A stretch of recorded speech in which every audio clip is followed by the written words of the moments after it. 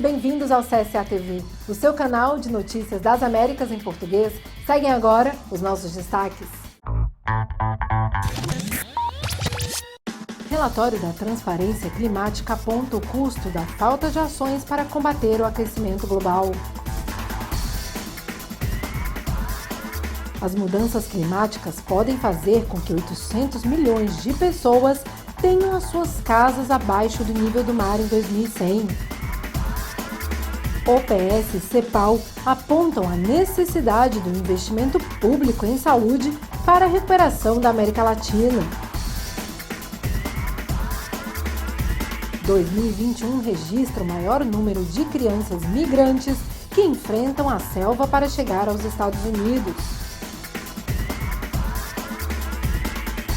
Segundo a ONU, Honduras tem o dobro de pessoas que sofrem com a insegurança alimentar.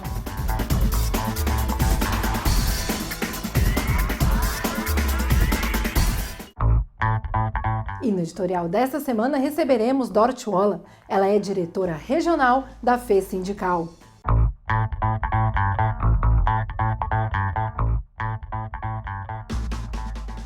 La Fundación Friedrich Ebert de Alemanha celebra A Fundação Friedrich Ebert da Alemanha celebra a iniciativa da CSA de enfatizar a comunicação como uma ferramenta fundamental para a ação sindical. Desenvolver uma estratégia de comunicação parece-nos mais importante do que nunca, porque é fundamental que as propostas sociopolíticas sindicais ganhem visibilidade e que se posicionem na opinião pública, que apoiem a articulação internacional do poder sindical e que as Américas possam ter uma única voz voltada para combater a digitalização, a individualização e a precariedade dos locais de trabalho, que é reforçada por projetos ambiciosos. A comunicação é um instrumento para chegar até a classe trabalhadora, para organizar e articular os seus interesses.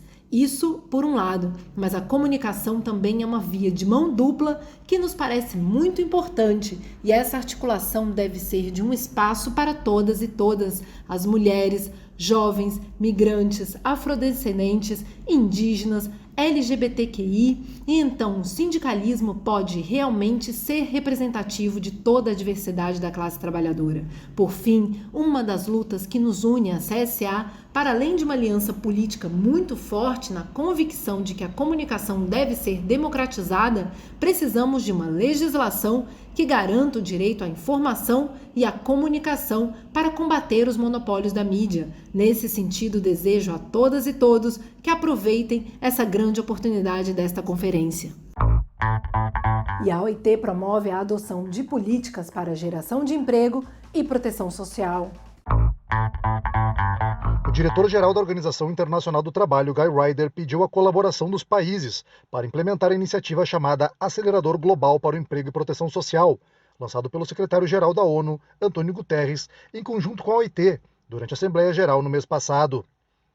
O diretor da OIT declarou que o projeto aumentará os investimentos em proteção social universal, trabalho decente e uma transição verde e justa, bem como promoverá a recuperação centrada no ser humano na pandemia, capacitando as pessoas para enfrentar os desafios do mundo do trabalho. Em encontro com representantes do FMI e do Banco Mundial, Guy Ryder lembrou como a pandemia foi particularmente devastadora para os mais vulneráveis, especialmente mulheres, trabalhadores informais e crianças. A recuperação é profundamente desigual, impulsionada por grandes diferenças entre as economias avançadas e em desenvolvimento no acesso às vacinas, capacidade fiscal e capacidade de resposta dos governos, uma brecha digital crescente e a ameaça de uma crise da dívida. Isso está criando uma enorme divergência, colocando em risco a própria recuperação e minando a confiança e a solidariedade, disse o diretor-geral da OIT. E um relatório da Transparência Climática aponta o alto custo da falta de ações para combater o aquecimento global. Os países do G20 são responsáveis por 75% das emissões de gases de efeito estufa no mundo, de acordo com o relatório de transparência do clima. A pandemia permitiu um momento de trégua para o planeta, com a redução de 6% nas emissões em 2020, embora em 2021 se espere uma recuperação em torno de 4%. Além disso, de acordo com o relatório, o aumento da temperatura será limitado a apenas 2,4 graus Celsius, em comparação com os 1,5 graus Celsius acordados pelo G20. Parece que os governos podem fazer muito mais para controlar as suas emissões.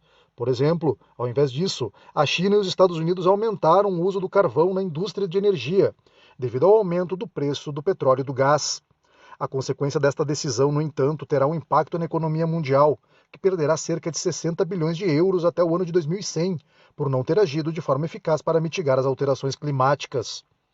A economia mundial perderá muito por não ter optado por outros tipos de energia, devido ao agravamento das condições de saúde, água e o aparecimento de climas extremos.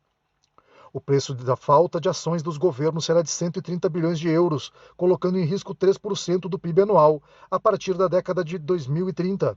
A partir desta data, o custo continuará a aumentar e provavelmente será muito tarde. As consequências globais para a sociedade também serão mais do que evidentes. Nesse sentido, estima-se que a população terá de enfrentar migrações climáticas, com uma média de 100 milhões de pessoas vivendo na pobreza. Por isso, fica mais do que claro que nas próximas reuniões do G20 na cúpula do clima de Glasgow, a COP26, os países devem definir metas mais ambiciosas antes que os efeitos sejam irreversíveis na economia e na sociedade. E as mudanças climáticas podem fazer com que mais de 800 milhões de pessoas tenham suas casas abaixo do nível do mar a partir de 2100.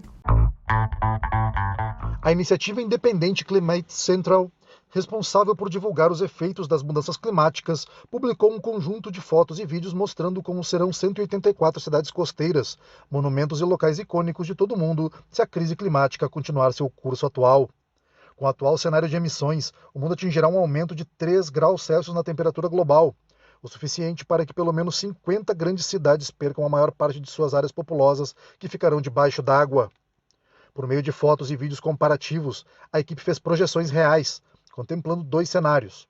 Um realista, que se baseia na tendência atual e estima que o aumento de 3 graus Celsius na temperatura global no final do século XXI será inevitável, e o outro, no que as disposições dos acordos de Paris sejam cumpridas e o aumento da temperatura para o ano de 2100 seja limitado a 1,5 graus Celsius.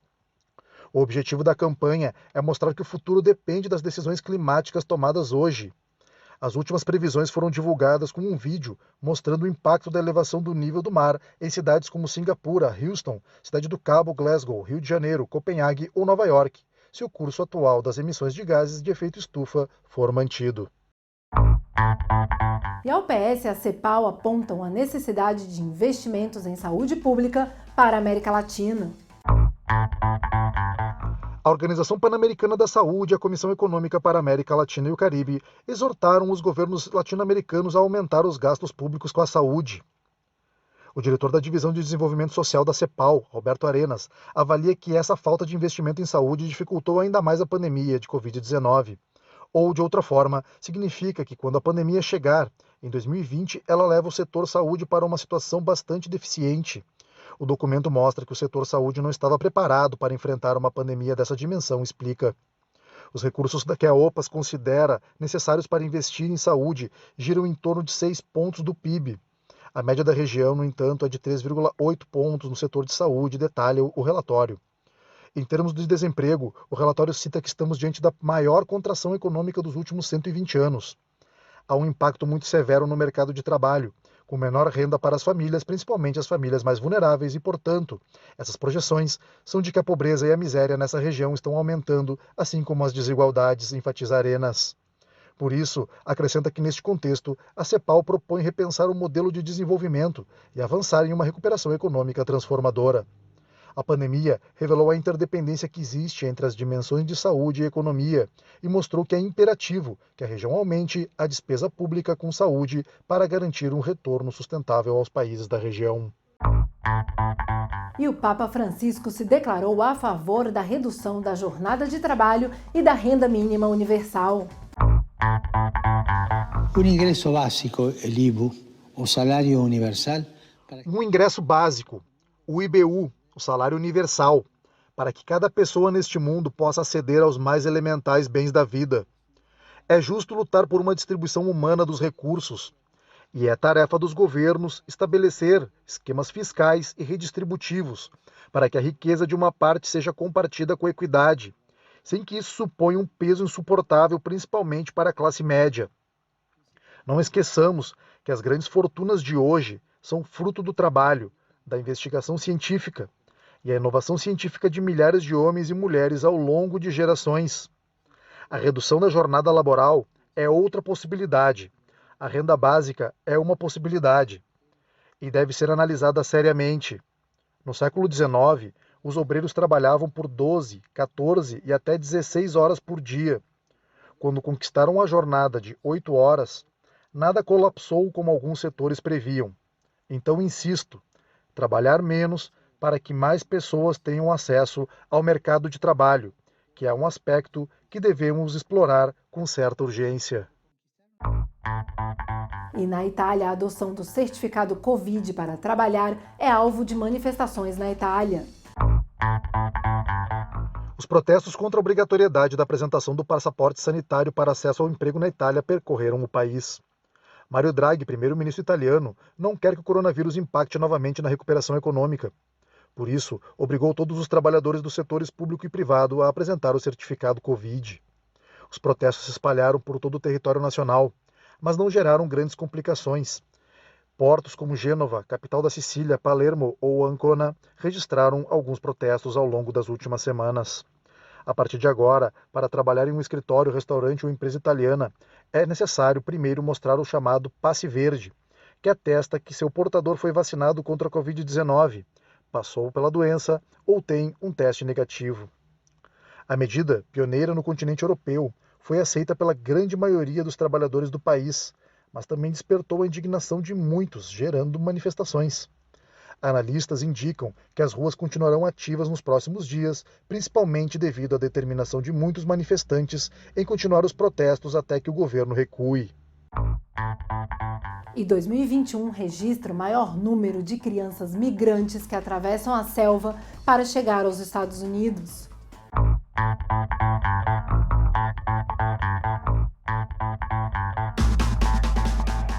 O número de crianças que cruzam a selva de Darién a pé atingiu o ponto mais alto de todos os tempos, alertou a Unicef. A selva Darién, que separa a Colômbia do Panamá, é um dos lugares mais perigosos para os migrantes que tentam chegar até a América do Norte. Quase 19 mil crianças migrantes cruzaram a selva até agora este ano, quase 3 vezes o número registrado durante os 5 anteriores, combinados. Mais de 1 em cada 5 migrantes que cruzam a fronteira entre a Colômbia e o Panamá são meninos e meninas. Metade deles tem menos de 5 anos. Nesta densa floresta tropical, famílias de imigrantes com crianças estão particularmente expostas à violência, incluindo abuso sexual, tráfico e extorsão por gangues de criminosos. As crianças que cruzam a selva de Darién também correm o risco de diarreia, doenças respiratórias, desidratação e outras doenças que requerem atenção médica imediata. Cada menino e menina que cruza a selva de Darién a pé é um sobrevivente, disse o diretor regional da Unicef para a América Latina, Jan Koug. Nas profundezas da selva, roubos, estupros e o tráfico de pessoas são tão perigosos quanto animais selvagens, insetos e a completa falta de água potável. Segundo a ONU, Honduras tem o dobro de pessoas que sofrem de segurança alimentar.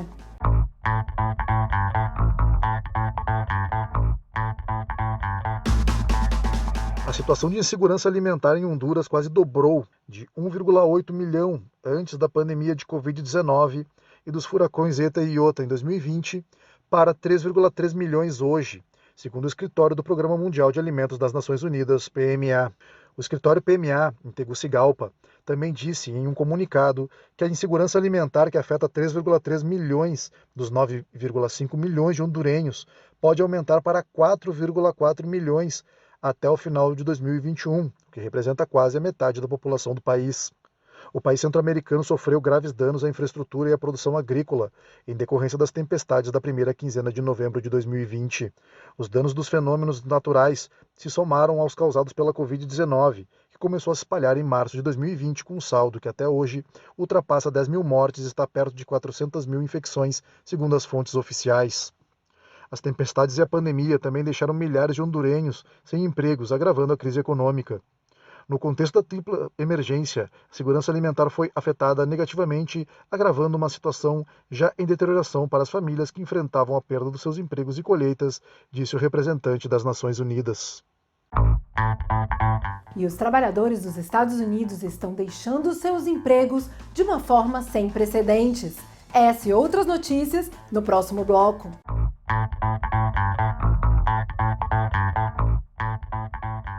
Os trabalhadores dos Estados Unidos estão deixando seus empregos de uma forma sem precedentes, tornando difícil para os empregadores preencherem as vagas.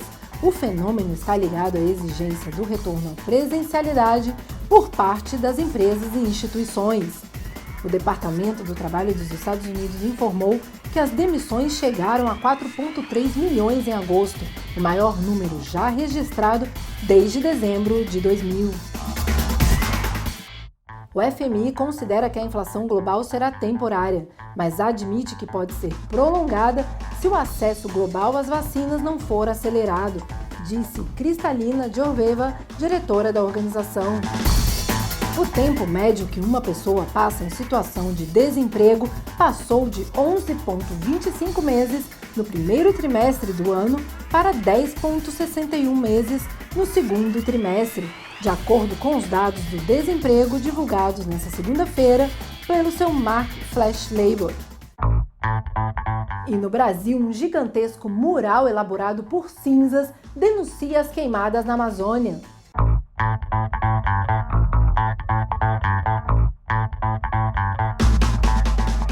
Com mais de 200 quilos de cinzas coletadas na Amazônia e em outros biomas que arderam nos recentes incêndios no Brasil, o mundano artivista os traz de volta à vida por meio de suas pinceladas em um enorme mural em São Paulo, onde busca denunciar o desmonte ambiental que assola o país. Segundo ele, quer instigar as pessoas a refletirem sobre o futuro que desejam, porque as mudanças climáticas já são uma realidade. Já vemos seus impactos em todo o mundo, afirma o artista e ativista. No centro da cidade de São Paulo, também conhecida como a Selva de Pedra do Brasil, os diferentes tons de branco, preto e cinza que compõem o imenso mural de 1.000 metros quadrados adornam a paisagem do coração da maior metrópole da América do Sul. Em sua interpretação, Mundano acrescenta alguns elementos originais, como um jacaré, uma ampulheta para dizer que o tempo está se esgotando e um pedido de socorro da natureza discretamente escondido no meio da fumaça que sai de chaminés industriais.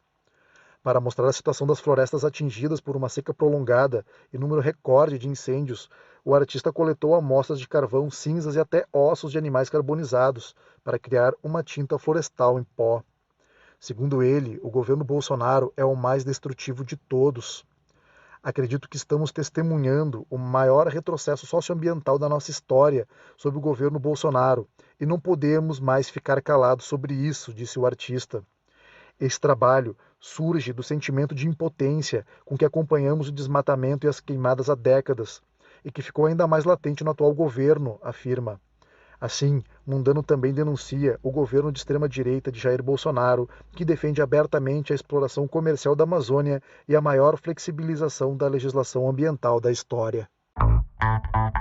E na Bolívia, as mudanças climáticas causam a aparição de abelhas no Lago Titicaca.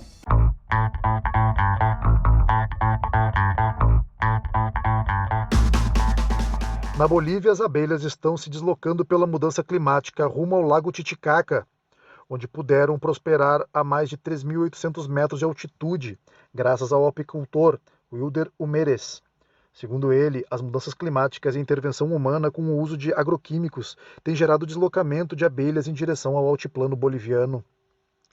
O centro apícola La Reina del Lago é o domínio de que pelo menos 1 milhão de abelhas vivem na cidade de São Pablo de Tiquina, às margens do Lago Titicaca, sob os cuidados de Humérez, agrônomo e nascido na região.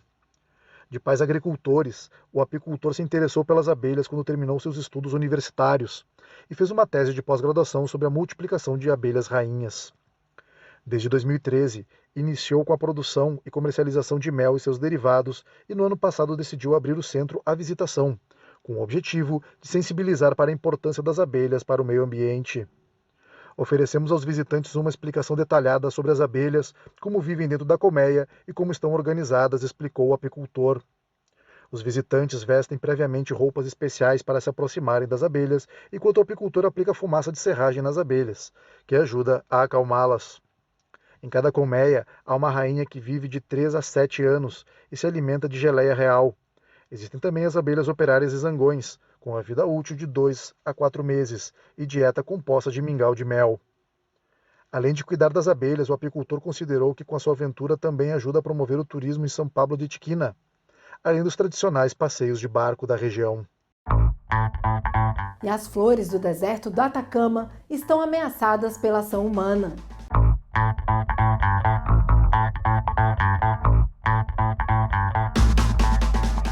Alguns o definem como um mistério, outros como um milagre. De vez em quando, o deserto do Atacama, uma das regiões mais secas do mundo, é coberto por milhares de flores em um espetáculo colorido que, segundo os especialistas, pode ser ameaçado pelas mudanças climáticas. As chuvas são aquelas que despertam as mais de 900 espécies da flora nativa, que por um período de 5 a 7 anos aproximadamente permanecem dormentes, em forma de sementes ou bulbos, sob os solos secos da região. A floração, que este ano pode ser admirada em seu máximo esplendor, em um trecho de 100 quilômetros, costuma ocorrer em períodos de 5 a 7 anos, devido ao fenômeno El Niño, que faz com que as águas evaporem e se precipitem. Nesta ocasião, 2 chuvas foram suficientes para causar a germinação de canteiros, onde normalmente existem poucos arbustos. O deserto banha todo o norte do país há 25 milhões de anos, uma vasta extensão de terras formada por 3 regiões eminentemente mineradoras, com solos ricos em cobre, dos quais o Chile é o primeiro exportador mundial. E eu sou Carol Coelho, desde a sede continental da CSA em Montevidéu, no Uruguai. Muito obrigada por nos acompanhar.